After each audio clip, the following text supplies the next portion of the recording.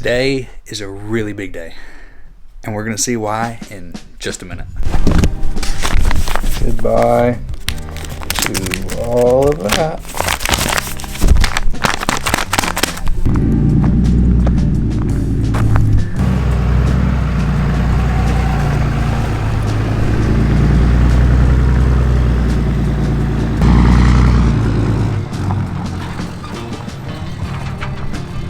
Oh shit!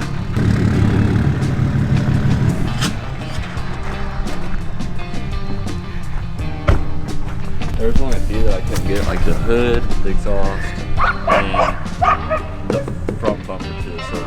Okay. That is so baller. Oh my god.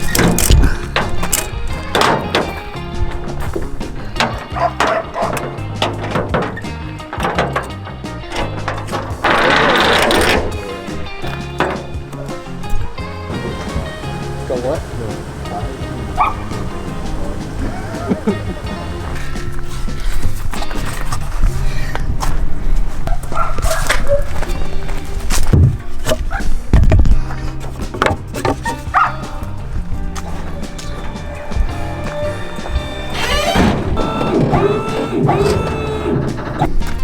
It's a little bit past the fender. Are you gonna try to roll it up and then? See, I'm afraid it's gonna drift if I try to go up with it. Yeah. So I'm thinking about just cutting it back.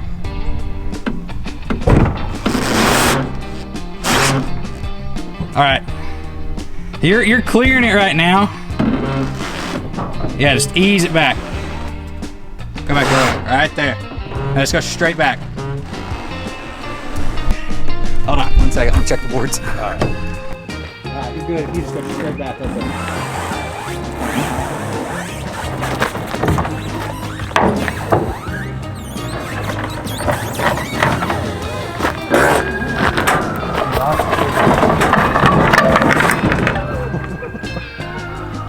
Oh god.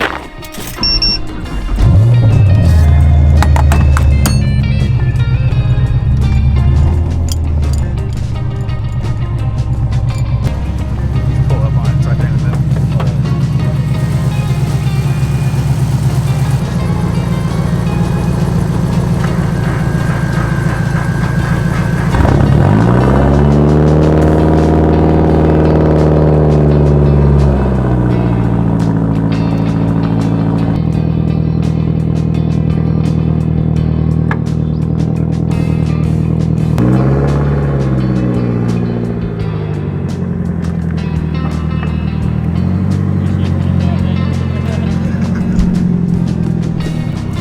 Thank you, sir. There you go, good sir. Pleasure doing business. Hell yeah. Hell yeah.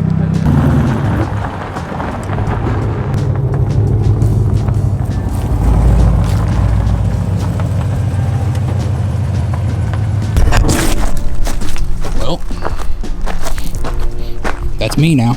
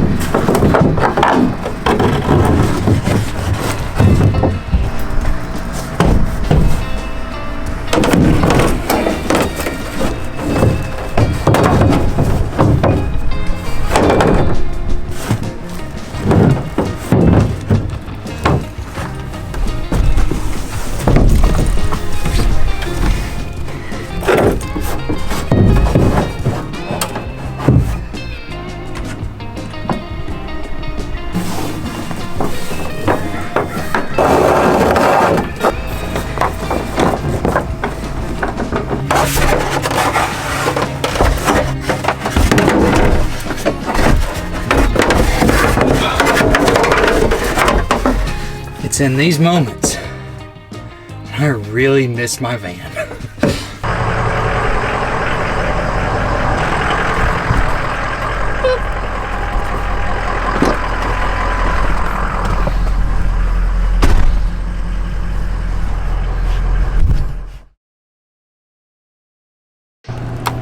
Morning, honey. BAXDEW, bitch. This box probably has most of my money in it.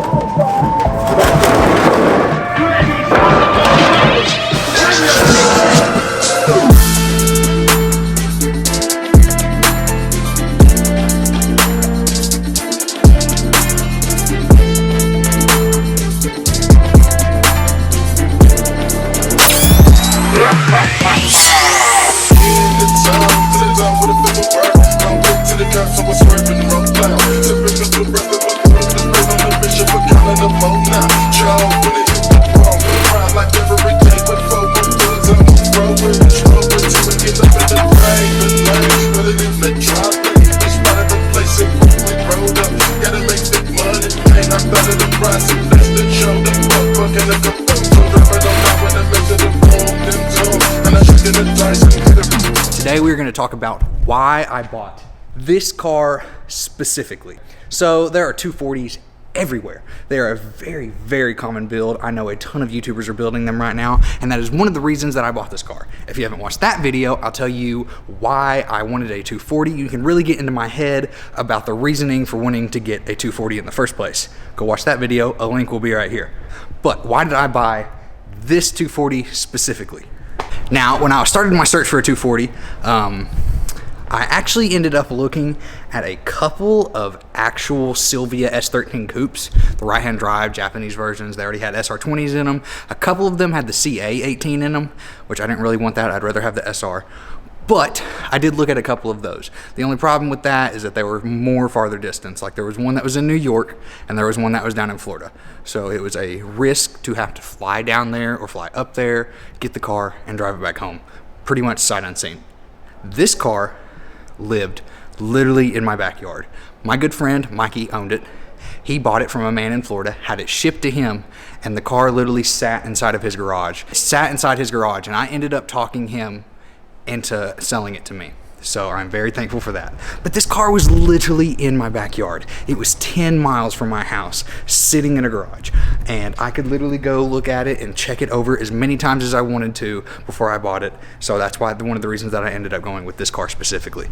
Not only did I get the car with the purchase, I got an entire plethora of parts. I got both of these style BN Urus front bumpers. This is the Silvia front bumper, and then I got the pop-up front bumper, which the car has the pop-ups on it right now. Side note, if you are looking for anything pop-up, I don't have the hood. I destroyed the hood. It wasn't my fault. I destroyed the hood, but I have the pop-up lights. I have this Urus BN style front bumper, and I have both of these fenders, which both of them need some work, but it could be pulled out. But I'm not going to be using any of that. Literally, if you are close to me and you want it, I will sell it to you for the cheap. I just don't want to, trash it. So if you were looking for anything like that, hit me up. This car is going to be completely a Silvia conversion front end.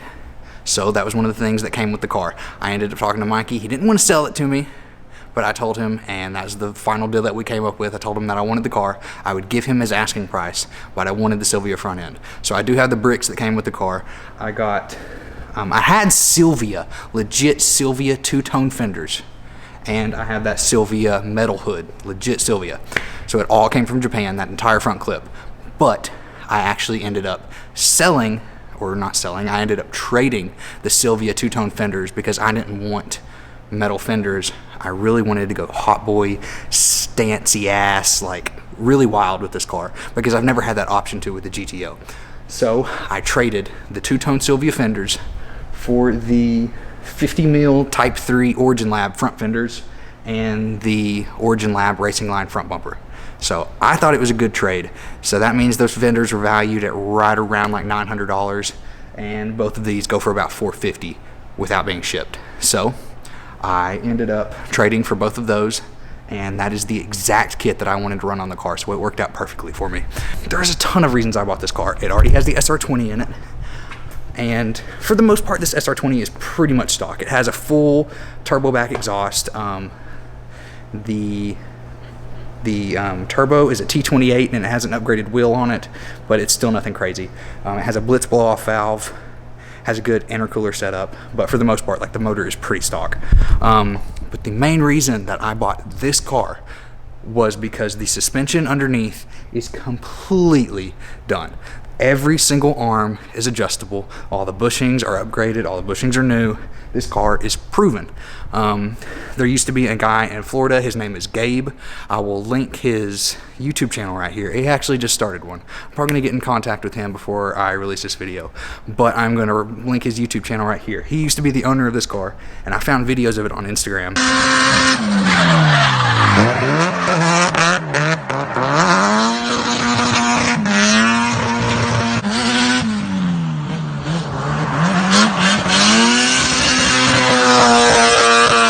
And this car is proven. I've never been a drifter before, but this car has been to many and many of drift events, and I knew that if I bought this car from a friend, that I could learn how to drive in this car. I wasn't going to be spending hours upon hours and months upon months building my own chassis before I could even start driving. I could literally go pick this car up in a simple platform, a welded diff, pretty much a stock drivetrain, good angle. And that doesn't even have like a hydro or anything. There's still a million things that I could do to it, but I could hop in this car, go drive it down the street, and learn. I could drive it right now. It wasn't a project before I could drive it, and that's one of the reasons that I wanted this car, and making it more of my own for next drift season. So if you want to see that, please consider subscribing. I'd hope that people want to see this build. I've got a bunch of plans for it. We're going to be completely redoing the interior. I'm going to be getting new seats. I'm going to be working on the engine quite a bit.